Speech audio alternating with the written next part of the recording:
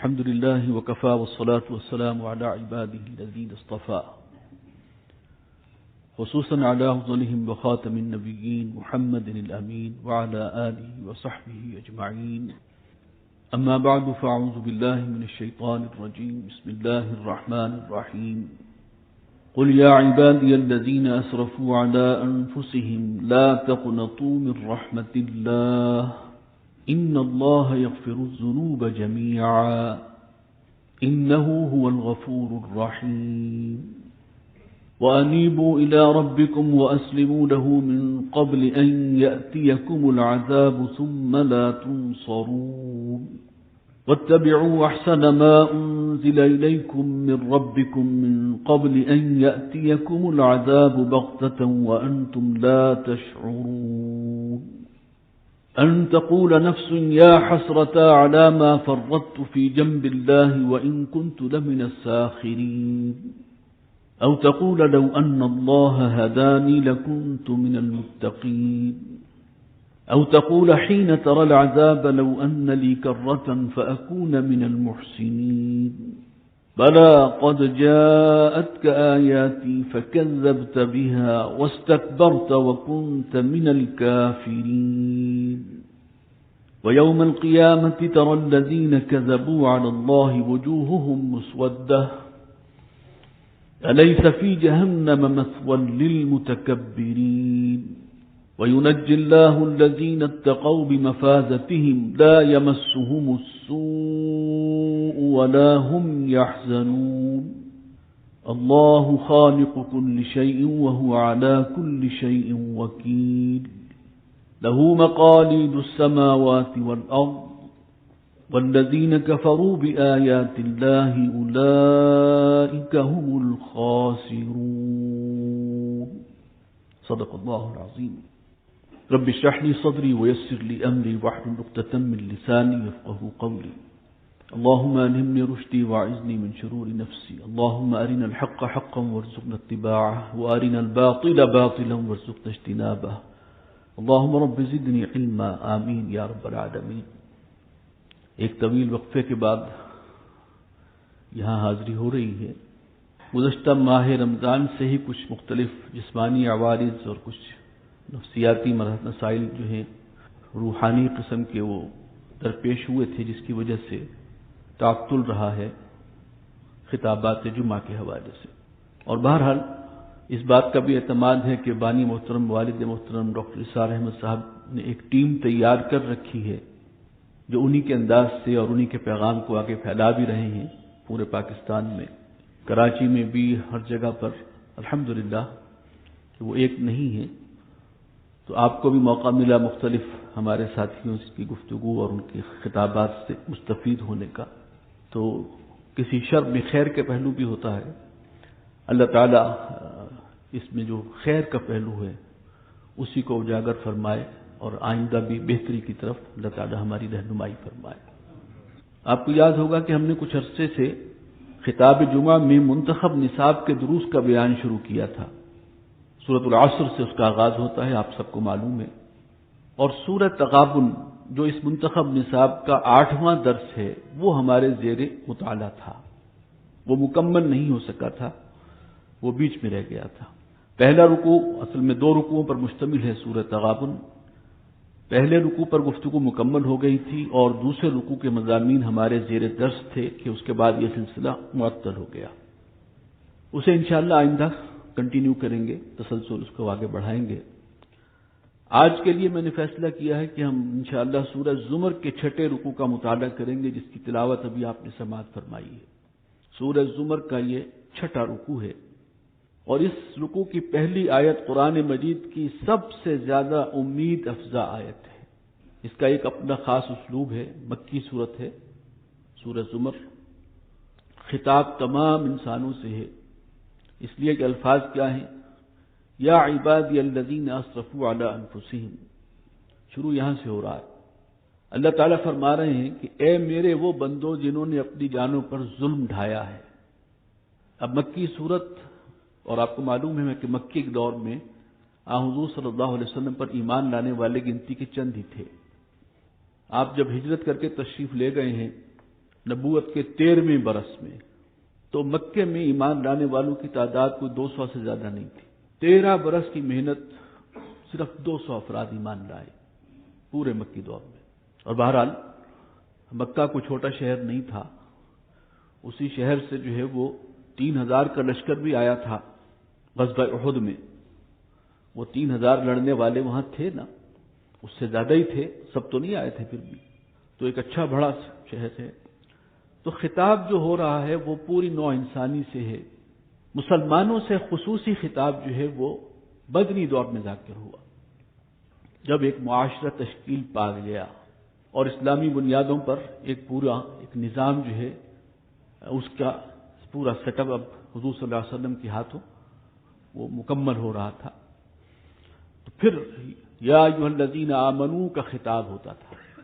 مکی دور میں مسلمانوں سے خطاب یا ایھا الذین آمنوا سے ہے، ہاں مدنی دور میں۔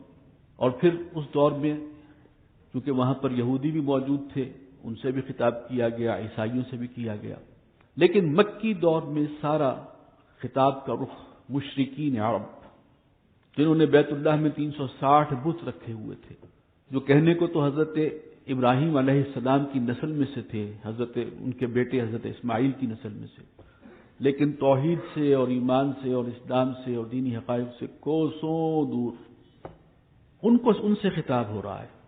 قل یا عبادی الذین اسرفوا علی انفسہم لا تقنطوا من رحمت اللہ، کہہ دیجئے میرے ان بندوں سے جنہوں نے اپنی جانوں پر ظلم ڈھایا ہے۔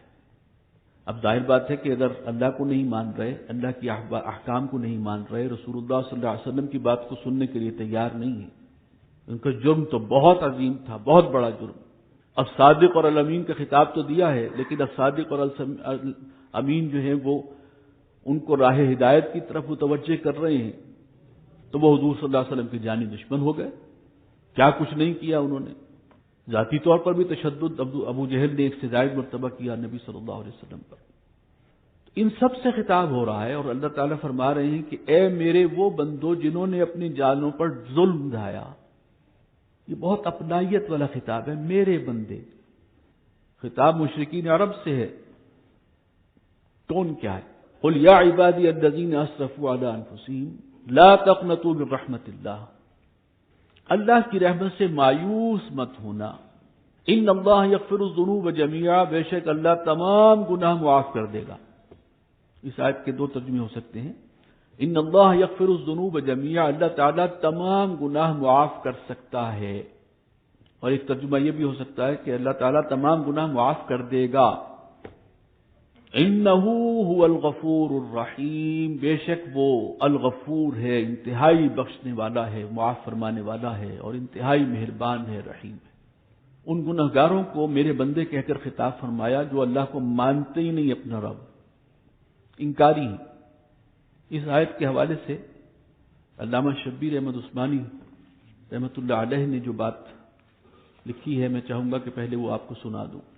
میں تو اس کو کہہ چکا ہوں کہ قرآن مجید کی سب سے عظیم آیت اس اعتبار سے امید افزا آیت ہے۔ اللہ تمام گناہ معاف کر دے گا، اور اللہ تمام گناہ معاف کر سکتا ہے، اور جو ظلم بھی کر رہے ہیں، زیادتی کر رہے ہیں، اللہ سے باغی کھڑے ہوئے ہیں اللہ اور رسول کے، انہیں بھی اللہ فرما رہے ہیں یہ میرے بندے ہیں، اور اے نبی آپ میرے ان بندوں سے کہہ دیجئے۔ چنانچہ اس پر علامہ شبیر احمد عثمانی رحمۃ اللہ علیہ نے جو حواشی لکھی ہیں اس کو میں آپ کو پڑھ کے سنا رہا ہوں۔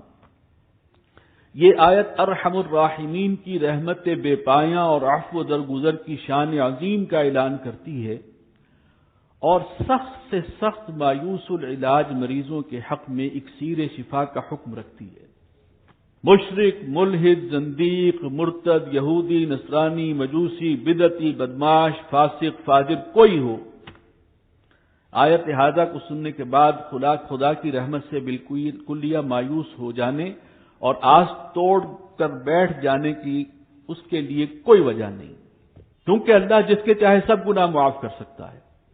دیکھیے یہ جو الفاظ تھے نا کہ ان اللہ یغفر الذنوب جميعا، اللہ تعالیٰ تمام گناہ معاف کر سکتا ہے، اسے اختیار ہے، کسی اور کو اختیار نہیں ہے کہ وہ گناہ بخش دے، صرف اسی کا اختیار ہے۔ کوئی اس کا ہاتھ نہیں پکڑ سکتا، کیونکہ اللہ جس کے چاہے سب گناہ معاف کر سکتا ہے، کوئی اس کا ہاتھ نہیں پکڑ سکتا، کوئی نہیں کہہ سکتا کہ پروردگار تو نے اتنے بڑے مجرم کو معاف کیوں کر دیا، کسی کو حق نہیں، کسی کو یہ آرا نہیں ہوگا، کل اختیار اسی کے ہاتھ میں۔ پھر بندہ نا امید کیوں ہو؟ ہاں یہ ضرور ہے کہ اس کے دوسرے اعلانات میں تصریح کر دی گئی کہ کفر و شرک کا جرم بدون توبہ کے معاف نہیں کرے گا۔ قرآن مجید کے اور مقامات سے جو بات نظر آتی ہے، اللہ تعالیٰ نے اپنا یہ اصول بتایا، لہذا ان اللہ یغفر الذنوب جمیعا کو لمن یشاء، جسے چاہے گا کے ساتھ مقید سمجھنا چاہیے، یعنی اللہ کو اختیار ہے۔ کما قال تعالی ان اللہ لا یغفر ان یشرک بہ، اللہ تعالیٰ نے ایک جگہ یہ بھی فرما دیا ہے قرآن مجید میں، بلکہ دو جگہ ہے، سن لو، اللہ تعالیٰ اس بات کو معاف نہیں کرے گا کہ اس کے ساتھ شرک کیا جائے۔ شرک وہ گناہ ہے کہ اللہ اس کے ہاں اس کی معافی نہیں ہے اگر توبہ نہیں کی۔ ہاں ساری زندگی شرک کرتا رہے، آخری عمر میں بھی اگر توبہ کر لی سب صاف، یہ ہے اس کی اصل میں رحمت۔ کتنے بڑے گناہ ہوں، وہ امپلائیڈ ہے آگے کہ گناہوں سے توبہ، سچی توبہ کر لے تو جیسے حضور صلی اللہ علیہ وسلم نے فرمایا کہ احد کے پہاڑ جتنا بھی گناہوں کا ڈھیر ہو، چونکہ وہاں پر اس علاقے میں سب سے بڑا پہاڑ وہی تھا، تو حضور صلی اللہ علیہ وسلم نے اس کی مثال دی ہے۔ آپ کہہ سکتے ہیں کہ ماؤنٹ ایوریسٹ جتنے بھی، ہمالیہ جیسے بھی وہ گناہوں کے ڈھیر ہو معاف کر دے گا، شرک کو البتہ معاف نہیں کرے، یہ اس نے اپنا طے کر رکھا ہے۔ آگے فرماتے ہیں مولانا کہ اس تقیید سے یہ لازم نہیں آتا کہ بدون توبہ کے اللہ تعالیٰ کوئی چھوٹا بڑا گناہ معاف ہی نہ کر سکے، اور نہ یہ مطلب ہوا کہ کسی جرم کے لیے توبہ کی ضرورت ہی نہیں، بدون توبہ کے سب گناہ معاف کر دیے جائیں گے، یہ نہیں ہے اس کا مطلب۔ قید صرف مشیت کی ہے، اور مشیت کے متعلق دوسری آیات میں بتلا دیا گیا کہ وہ کفر و شرک سے بدون توبہ کے متعلق نہ ہوگی۔ چنانچہ آیہ ہاذا کی شان نزول بھی اسی پر دلالت کرتی ہے، جیسے کہ اگلی آیت کے فائدے سے معلوم ہوگا۔ بہرحال قرآن مجید کی عظیم ترین آیت ہے اس پہلو سے کہ جس میں تمام گناہوں کی بخشش کا اعلان کیا گیا ہے، اور اللہ تعالیٰ نے گناہگار لوگوں کو بھی، فاسق و فاجر مشرک سب کو اس آیت میں یا عبادی کہہ کے پکارا ہے، اے میرے بندو، یا عبادی الذین اسرفوا علی انفسہم، جنہوں نے اپنی جانوں پر ظلم ڈھایا۔ اللہ سب گناہ معاف کر سکتا ہے۔ اس توبہ کے حوالے سے آپ سمجھ لیجئے، اس آیت میں جو اصل میسج ہے وہ یہ ہے کہ کتنا بھی انسان گناہ کرتا ہو، اگر سچی توبہ کر لے گا اللہ سب کچھ معاف کر دے گا۔ یہ نہیں ہے کہ کوئی شخص کہے کہ ساری زندگی تو میں نے ہر وہ کام کیا جو اللہ نے جس سے روکا ہے، تمام شرعی عیب میری زندگی کا حصہ تھے، اب کہاں میری معافی ہے، لہذا چلو اسی طرح سے بقیہ زندگی بھی بتا لو۔ نو، اصل میں یہ اس کا علاج ہے۔ توبہ کرو، آج ہی توبہ کرو تو وہی بات کوہ احد جیسا یا ماؤنٹ ایوریسٹ جتنے بھی پہاڑ جو ہے جیسے گناہ کا ڈھیر ہو، سچی توبہ سے سب صاف ہو جائے گا، کلین سلیٹ۔ تو توبہ کے اس کے حوالے سے بعض احادیث میں چاہوں گا کہ آپ کے سامنے آ جائیں۔ مسلم شریف میں حضرت جندب رضی اللہ تعالی عنہ سے روایت ہے کہ رسول اللہ صلی اللہ علیہ وسلم نے ایک واقعہ بیان فرمایا، ان رجلا قال واللہ لا یغفر اللہ لفلان، ایک شخص جو ہے اس نے کہا کہ میں اللہ کی قسم کھا کے کہتا ہوں کہ اللہ تعالیٰ فلاں شخص کو تو معاف نہیں کرے گا۔ وَإِنَّ اللَّهَ تَعَالَى قَالَ مَنْ ذَا الَّذِي يَتَأَلَّى عَلَيَّ عَلَىٰ أَلَّا أَغْفِرَ فُلَانٍ فَإِنِّي قَدْ غَفَرْتُ لِفُلَانٍ وَأَحْبَبْتُ عَمَلَكَ۔ اس پر اللہ تعالیٰ نے فرمایا، یہ کون ہے جو میرے اوپر حکم لگاتا ہے، حاکم کا دعویٰ دار بنتا ہے کہ میں فلاں شخص کو معاف نہیں کروں گا، میرے حوالے سے یہ کس بنیاد پر یہ کہہ رہا ہے؟ اور اللہ اس پر ناراض ہوتے ہیں، فرماتے ہیں، اللہ تعالیٰ فرماتے ہیں اس کو تو میں نے معاف کر دیا جس کے بارے میں تم نے کہا کہ تجھے تو اللہ معاف نہیں کرے گا، میرا تو اختیار ہے، اسے میں نے معاف کر دیا، اور اس شخص کے تمام اعمال ضائع کر دیے، وہ شخص جس نے کہا تھا کہ کہ اللہ تجھے کبھی نہیں معاف کر سکتا۔ یہ ہے امید افزا احادیث مبارکہ کے کتنے بھی گناہ ہوں۔ چنانچہ اسی طرح ایک اور حدیث ہے جو بڑی تفصیلی بھی ہے، ایک مرتبہ یہاں بیان بھی ہو چکی ہے۔ اس کے راوی ہیں حضرت ابو سعید خدری رضی اللہ تعالی عنہ، اور وہ روایت کرتے ہیں نبی اکرم صلی اللہ علیہ وسلم سے کہ آپ نے فرمایا کان فی من کان قبلکم رجل قتل 99 نفسا، تم سے پہلے جو امتیں گزری ہیں ان میں سے ایسا بھی تھا، ایک شخص تھا کہ جس نے 99 قتل کیے تھے، اور وہ بنی اسرائیل میں سے تھا، احادیث سے معلوم ہوتا ہے۔ من قتل نفسا بغیر نفس فسأل عن اعلم اہل الارض، 99 قتل کر چکا تھا، لیکن پھر اس کے اندر اس کے دل میں ایک جذبہ پیدا ہوا اور یہ خیال آیا کہ مجھ سے بڑی غلطی ہوئی ہے لیکن میرے گناہ معاف ہو سکتے ہیں۔ اس کے اپنے خیال میں یہ تھا کہ 99 قتل کر بیٹھا ہوں، اب تو میری براءت کا اور بریت کا کوئی امکان نہیں ہے۔ چنانچہ وہ ایک راہب کے پاس گیا اور اس سے پوچھا کہ بھئی یہ معاملہ ہے تو کیا میرے گناہ معاف کیے جا سکتے ہیں، اللہ تعالیٰ معاف کر دے گا؟ اس نے کہا کہ 99 قتل کر بیٹھے ہو، نو، کوئی رستہ نہیں۔ وہ مایوس تو پہلے ہی تھا، اب مزید اس نے غصے میں آ کر اس کو بھی قتل کر دیا کہ جب بخشش نہیں ہے تو پھر ایک اور صحیح۔ پھر کچھ عرصے کے بعد خیال آیا، پھر کسی اور شخص سے اس نے رابطہ کیا، کسی اللہ والے سے، اس نے کہا کہ کیا میرے لیے کوئی بخشش کا امکان ہے؟ اس نے کہا کہ ایسا کرو کہ فلاں جگہ نیک لوگ رہتے ہیں، تم توبہ کی نیت کرو اور اس علاقے میں چلے جاؤ تاکہ تمہاری اصلاح ہو جائے۔ چنانچہ وہ شخص روانہ ہو گیا، راستے میں ہی اس کا وقت آ گیا، فرشتہ اجل آ پہنچا روح قبض کرنے کے لیے۔ تو اس حدیث کے مطابق وہاں پر دونوں طرح کے فرشتے آ گئے، وہ بھی کہ جو کفار کی طرف جو ہے وہ قبض کرتے تھے ارواح کو، اور وہ بھی کہ جو نیک لوگوں کی ارواح قبض کرتے تھے، اور ان میں یہ منازع ہوا۔ وہ فرشتے کے جو رحمت کے فرشتے تھے انہوں نے کہا کہ اس شخص نے سچی توبہ کی ہے، دیکھو اس کا عملی ظہور یہ ہے کہ وہ اپنا گھر چھوڑ کر اور وہاں جا رہا ہے۔ دوسروں نے کہا کہ نہیں ہے، جب ابھی وہاں پہنچا تو ہے نہیں، اس کی کیسے توبہ قبول ہو سکتی ہے؟ بہرحال اب یہ ایک جو بھی حضور صلی اللہ علیہ وسلم کا فرمان ہے، اور یہ حدیث مبارکہ ہے جو میں کوٹ کر رہا ہوں، اس میں رہنمائی ہے اصل میں ہمارے لیے۔ اس وقت جب یہ ان کا آپس میں نزاع ہوا، جھگڑا ہوا، یہ طے کیا گیا یہ ہے مسئلہ ہے، تو دیکھ لو کہ اس کا گھر سے جو وہ چلا تھا اور اب وہ منزل سے قریب تر ہے یا ابھی گھر کے قریب ہے، فاصلہ ناپ لیتے ہیں۔ فاصلہ ناپا گیا تو وہ قریب تر تھا اپنی منزل کے بنسبت اپنے گھر سے، تو رحمت والے فرشتوں نے اس کی جان قبض کر دی، اللہ تعالیٰ نے اس کو بخش دیا۔ تو اگر یہ بات آ جائے دل میں کہ بھئی میں تو اتنا کچھ کر بیٹھا ہوں، اتنا کچھ کر بیٹھا ہوں، اب میری کیا توبہ ہوگی، یہ اس کا ازالہ ہے۔ نہیں، اللہ کی رحمت سے مایوس نہ ہوگا۔ قل یا عبادی الذین اسرفوا علی انفسہم لا تقنطوا من رحمت اللہ ان اللہ یغفر الذنوب جميعا، اللہ تمام گناہ بخش سکتا ہے۔ ایک اور حدیث جو ہے میں سمجھتا ہوں یہ کلائمیکس ہے۔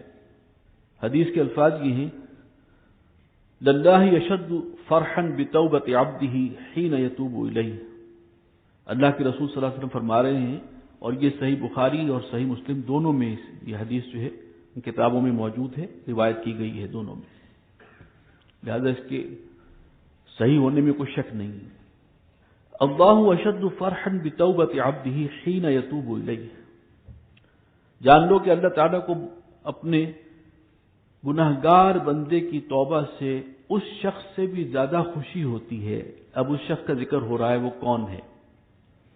وہ شخص کہ جو کسی سفر میں تھا، بیابان صحرا میں، اور اس کے پاس ایک اونٹنی تھی اور اسی پر اس کا راشن بھی تھا۔ اب ایک جگہ وہ ٹھہر گیا اور تھوڑی لیے آرام کے لیے لیٹ گیا، کہیں کوئی ایسی جھاڑی تھی جس کے سائے میں لیٹا ہے، اور پھر نیند آ گئی۔ آنکھ کھلتی ہے تو دیکھتا ہے کہ وہ اونٹنی غائب ہے اس میں، اور اس کا سارا زاد راہ جو ہے، پانی کی چھاگل بھی اسی پہ ہے، توشہ بھی ہے، جو کچھ ہے وہ اس اونٹنی پر ہے۔ اب وہ دوڑ بھاگ کرتا ہے ظاہر بات ہے کہ اس کی تو زندگی اور جان کا مسئلہ ہے، زندگی اور موت کا مسئلہ ہے. اگر اونٹنی نہیں ملتی تو جو انجام ہے وہ صاف نظر آ رہا ہے. بھاگا دوڑا ادھر ادھر دائیں بائیں، اونٹنی کہیں نہیں ہے. یہاں تک کہ پھر وہ موت کے انتظار میں اسی جھاڑی کے نیچے لیٹ جاتا ہے. اچانک کچھ آہٹ ہوتی ہے اور آنکھ کھولتا ہے تو دیکھتا اونٹنی سامنے کھڑی. وہ اسے جسے کہتے ہیں نا شادی مرگ، شادی مرگ ہمارے ہاں اصطلاح ہے کہ خوشی کی اتنی کیفیت کہ انسان اسی کے اندر اندیشہ ہے کہ شاید جان ہی نہ نکل جائے. تو شادی مرگ کی اس پر جو کیفیت ہوئی تو زبان سے نکلا اور وہ اللہ کے تشکر کے لیے الفاظ وہ زبان سے اس نے نکالے کہ پروردگار تو میرا بندہ ہے، میں تیرا رب ہوں. یعنی کہنا یہ چاہتا ہے کہ تو رب ہے، میں بندہ ہوں. لیکن اس فرق مسرت میں اس کی زبان سے الفاظ یہ نکل رہے ہیں کہ تو میرا بندہ ہے، میں تیرا رب ہوں. حضور صلی اللہ علیہ وسلم فرماتے ہیں کہ ایک گناہ گار بندے کی توبہ سے اللہ کو اس سے بھی زیادہ خوشی ہوتی ہے. اس سے آگے کی کوئی مثال ہو ہی نہیں. تو قل یا عبادی الذین اسرفوا علی انفسہم لا تقنطوا من رحمت اللہ ان اللہ یغفر الذنوب جمیعا. اے نبی کہہ دیجئے میرے ان بندوں سے جنہوں نے اپنی جانوں پر ظلم ڈھایا ہے، گناہ کیے ہیں، اللہ کی رحمت سے مایوس نہ ہونا. یقیناً اللہ تمام گناہ معاف کر سکتا ہے، اسے اختیار ہے. انہ هو الغفور الرحیم، یقیناً وہ بخشنے والا ہے، مہربان ہے.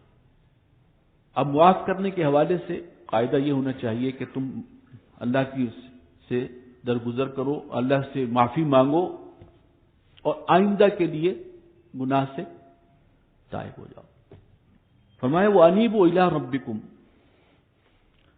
اللہ تعالیٰ تو غفور اور رحیم ہے، اب چاہیے کہ تم بھی اب متوجہ ہو جاؤ اپنے رب کی جانب. وَأَسْلِمُوا لَهُ، اور اسی کی حکم برداری اختیار کرو، اسی کے آگے سرنڈر کر دو اپنے آپ کو. اسلام کیا ہے؟ ہر معاملے میں اللہ کے حکم کو کے تابع ہو جانا. اللہ کے ہر حکم کے سامنے، کیونکہ وہ رب ہے، مالک ہے، حقیقی مالک ہے. ہم تو دنیاوی آقاؤں کے سامنے جو ہے وہ سرب سجود ہو جاتے ہیں، اپنے باس کو جو ہے وہ خدا کا درجہ دے بیٹھتے ہیں. لیکن جو واقعی مالک ہے وہی لائق ہے اس کے کہ اسے سجدہ کیا جائے، اس سے معافی مانگی جائے. وَأَنِيبُوا إِلَىٰ رَبِّكُمْ، جب اللہ اتنا غفور ہے، رحیم ہے، تو اب چاہیے کہ تم بھی متوجہ ہو جاؤ اس کی جانب، اپنے رب کی جانب. وَأَسْلِمُوا لَهُ، اس کی حکم برداری اختیار کرو، اس کے سامنے سر تسلیم خم کر دو. اسلام کا مطلب ہے سر تسلیم خم کر دینا. من قبل ان یاتیکم العذاب ثم لا تنصرون، یہاں تک کہ اچانک آ جائے عذاب اور پھر تمہاری کوئی مدد نہیں ہوگی. یہ عذاب کی شکل یہ بھی ہو سکتی ہے کہ اللہ کی طرف سے کوئی وبال آیا یا موت آ گئی. موت کا بھی تو ایک وقت معین ہے، اور موت سے پہلے سچی توبہ کی توفیق نصیب نہیں ہوئی، پھر اب تمہاری کوئی مدد نہیں کر سکتا. ثم لا تنصرون واتبعوا احسن ما انزل الیکم من ربکم، اور اتباع کرو، چلو اس بہترین طریقے پر جو نازل کیا ہے تمہاری طرف، تمہارے رب کی جانب سے نازل کیا گیا ہے یہ قرآن مجید، اسے فالو کرو، اس کی ہدایت کے مطابق زندگی گزارو. من قبل ان یاتیکم العذاب بغتۃ وانتم لا تشعرون، یعنی توبہ کے پھر لازمی تقاضے بھی ہیں نا. توبہ کی ہے، اب اپنا قبلہ درست کرو. وانیبوا الی ربکم، متوجہ ہو جاؤ اللہ کی طرف. اس سے پہلے کسی اور کی بندگی کر رہے تھے، نفس کی بندگی ہو رہی تھی، تائب ہو جاؤ، اب رب اللہ کو واقعی رب مانو. من قبل ان یاتیکم العذاب بغتۃ، اس سے پہلے کہ آ جائے عذاب اچانک، وانتم لا تشعرون، اور تمہیں خبر بھی نہ ہو. ان تقول نفس یا حسرۃ علی ما فرطت فی جنب اللہ، یعنی اگر یہ راستہ اختیار نہیں کرتے تو پھر کیا ہوگا؟ ایسا نہ ہو کہ کوئی شخص کہے ہائے افسوس اس بات پر کہ میں کوتاہی کرتا رہا ہوں اللہ کی جناب میں نے کوئی اہمیت ہی نہیں دی، رسول کی بات کو سمجھنے کی کوشش ہی نہیں کی، جو اصل حق بات ہے اس سے درگزر کرتا رہا ہوں، اس کی مخالفت کرتا رہا ہوں. یا حسرت علی ما فرطت فی جنب اللہ، قیامت کے دن تو پھر حسرت ہی حسرت رہ جائے گی. وَإِن كُنتُ لَمِنَ السَّاخِرِينَ، میں تو مذاق اڑانے والوں میں سے رہا. یہ مذاق اڑانے والے صرف غیر مسلم ہی نہیں ہیں، یہ ہم مسلمانوں میں بھی بے شمار ہیں. تو کہنے کو نام کے مسلمان ہیں، شاعر دینی کا مذاق اڑاتے ہیں، سیکولر سوچ رکھتے ہیں، یہود و نصارہ سے دوستیاں رکھتے ہیں، دوستیوں کی پینگیں بڑھاتے ہیں جس سے منع کیا گیا. لا تتخذوا اليهود والنصارى اولیاء بعضهم اولیاء بعض، یعنی ڈٹ کر ڈنکے کی چوٹ اللہ کی مخالفت کر رہے ہیں، اللہ کے احکامات کی اور دین کی. ہیں مسلمان، اور بہت بڑی تعداد ہے ایسے لوگوں کی. زیادہ روشن خیال ہونے کا مطلب یہ ہے کہ ان چیزوں کو اگنور کرو. اللہ تعالی ہمیں بچائے اس فتنے سے. او تقول لو ان اللہ ہدانی لکنت من المتقین، یا وہ حسرت سے کہے گا کہ اللہ، کاش اللہ تعالیٰ مجھے ہدایت دے دیتا، یعنی زبردستی دے دیتا، اور میں ہوتا متقین میں سے. تو آج یہ انجام دیکھنے کو نہ ملتا جو سامنے دیکھتی ہوئی جہنم موجود ہے. اب وہ وقت تو آنا ہے نا. وہ الحق ہے، والجنت حق والنار حق والقرآن حق، اللہ کے رسول صلی اللہ علیہ وسلم فرمایا کرتے تھے. او تقول لو ان اللہ ہدانی، یا پھر حسرت سے کہے گا کہ کاش کہ اللہ تعالیٰ ہی مجھے راہ ہدایت پر زبردستی لے آتا، لکنت من المتقین، میں ہو جاتا متقین میں سے. او تقول لو حین تری العذاب لو ان لی کرۃ، یا پھر وہ حسرت سے کہے گا جب دیکھے گا عذاب کو، لو ان لی کرۃ، کاش کہ مجھے ایک مرتبہ کا لوٹانا مل جائے، ایک موقع اور مل جائے. یہ قرآن مجید میں کئی جگہ آیا ہے. کفار مشرک قیامت کے دن جب دیکھیں گے سامنے انجام کیا ہو رہا ہے، اور جو رسول اور نبی بتاتے رہے وہی حق تھا، اب شدید خواہش ہوگی اور گڑ گڑائیں گے کہ پروردگار ایک موقع اور دے دے، بس دوبارہ زندگی میں دنیا میں جا کر اور پھر نیک عمل کرنے کا موقع دے دے. فَأَكُونَ مِنَ الْمُحْسِنِينَ، اور ساتھ ہی وہ دعویٰ کرے گا کہ اگر موقع مل جائے تو میں محسنین میں سے ہو کر رہوں گا. محسنین کون ہے؟ ایمان کا جو سب سے اونچا درجہ ہے، احسان، وہاں تک پہنچ کے دکھاؤں گا. موقع تو دے دے مجھے ایک اور.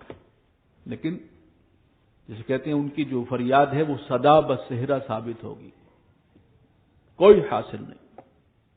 ابھی سے سن لو، قرآن بار بار کہہ رہا ہے موقع دوبارہ نہیں ملے گا. رسول یہی بتاتے آئے ہیں، اس وقت کان کیوں نہیں دھرے؟ بلا قد جاءتک آیاتی، کیوں نہیں آئی تھی تیرے پاس میری آیات. فکذبت بہا، یعنی رسولوں کا پیغام آیا تھا اور تو نے اس کو جھٹلایا. واستکبرت، اور تکبر اور گھمنڈ کا مظاہرہ کیا. وکنت من الکافرین، اور تھا ہی تو کافروں میں سے، منکروں میں سے، اللہ کے باغیوں میں سے. وَيَوْمَ الْقِيَامَةِ تَرَى الَّذِينَ كَذَبُوا عَلَى اللَّهِ وُجُوهُهُمْ مُسْوَدَّةٌ، اور قیامت کے دن تم دیکھو گے ان لوگوں کو کہ جو اللہ کے معاملے میں جھوٹ بولتے ہیں، یعنی شرک کرتے ہیں، کفر کرتے ہیں، ان کے جو چہرے ہوں گے وہ مایوسی اور رنج کی وجہ سے سیاہ پڑے ہوں گے. أَلَيْسَ فِي جَهَنَّمَ مَثْوًى لِّلْمُتَكَبِّرِينَ، تو کیا یہی ٹھکانہ نہیں ہے جہنم ان کے لیے کہ جو تکبر کرنے والے ہیں، غرور کرنے والے ہیں، ان کا یہی مقام ہے. وَيُنَجِّ اللَّهُ الَّذِينَ اتَّقَوْا بِمَفَازَتِهِمْ، ہاں اس جہنم سے بچیں گے کون لوگ؟